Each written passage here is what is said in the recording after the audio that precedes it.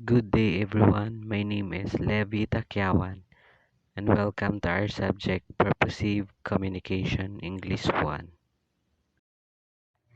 Our topic is all about subculture and communication difference.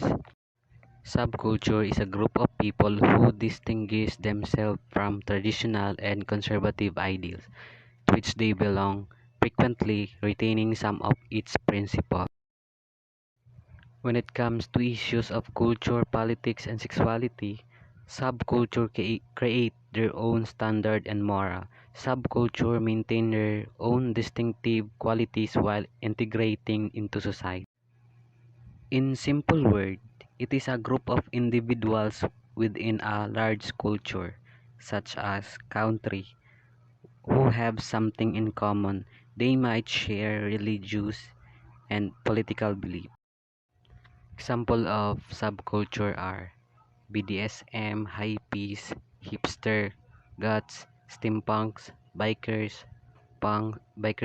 skinheads, hip-hoppers, metalheads, cosplayer, otaku, purists, and more. Originally from the Philippines, the Jejemon subculture, it is known for its altered spelling and language, which is commonly seen in text and social media. It is also known for its creative clothing choices and haircuts, which are influenced by Senkage and wannabe gangster. Communication difference is a variation of symbol system used by group of individuals that reflect and is determined by shared and regional, social, or cultural ethnic factors.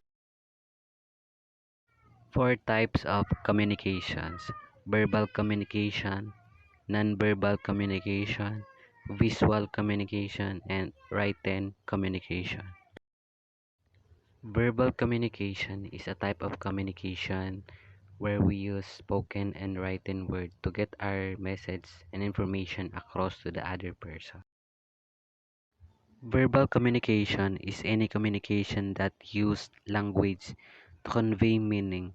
It can include oral communication such as speaking to another person over the telephone, face-to-face discussion, interviews, debates, presentation, and so on. It can also include written communication such as letter and emails. Four types of verbal communications are interpersonal, intrapersonal, small group communication, and public communication. Interpersonal or one-to-one communication. It takes place when individuals exchange information such as ideas or opinions in words. Interpersonal, it is the communication that involves exchanging ideas, information, and emotional experience between two or more people. Intrapersonal is the communication that occurs internally. It may include self-talk, act of imagination, visualization, or recall, where an individual processes their thoughts. Unlike interpersonal communication, which is exchanged between two or more people, intrapersonal is communication with oneself.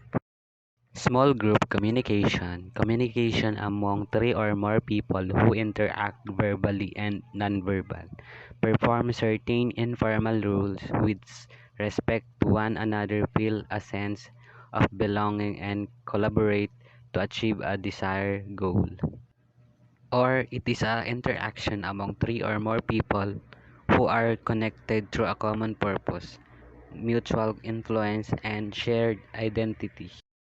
Public communication. The term public communication means communication by any broadcast, cable or satellite communication, newspapers, magazine, outdoor advertising facility, mass mailing, or any form of general public communication. This method of communication usually takes place when one person talks to many people, such as crowd.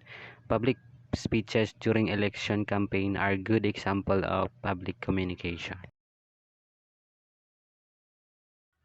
Nonverbal communication or NVC is the transmission of message or signals through a nonverbal platform such as eye contact, facial expression, gestures, postures, use of object, and body language.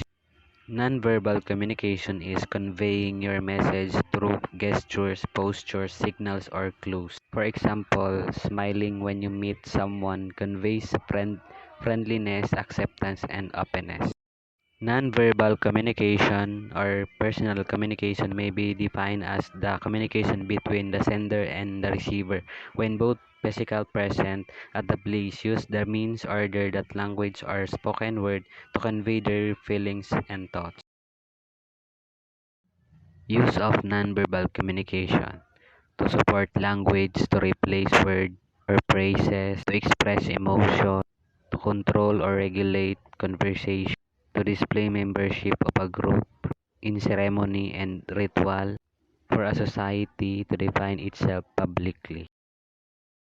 Types of nonverbal communication: facial expression, gestures, movement, eye contact, nodding the head, physical appearance.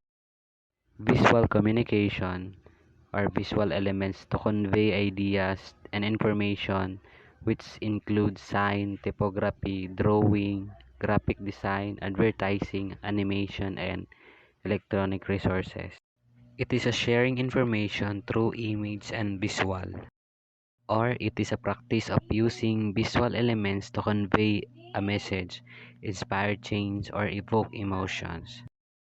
Two parts of visual communication: communication design and graphic design.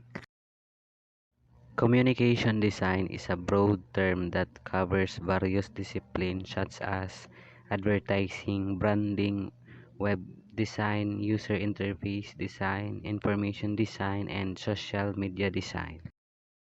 Graphic design is a craft where professionals create visual content to communicate message by applying visual hierarchy and page layout technique. Designers use typography and pictures to meet user specific needs and focused on the logic of displaying elements in interactive design. Written communication is used in worldwide various forms of letter, emails, instant messaging, books, newspaper, and more. Written communication is exchange information through a written language. Written communication is easy to share. It can be saved for later and it can be read at your convenience. And you don't have to worry about mispronouncing a word or forgetting what you want to say. Two types of written communication: formal written communication and informal written communication. Formal written communication is when your write is formal style with a lot of professional jargon. Informal written communication is when your write is more like you would speak to someone face to face. Example, using slang or misspelling. Good written communication is stick to the point and doesn't meander around or include lots of extraneous information.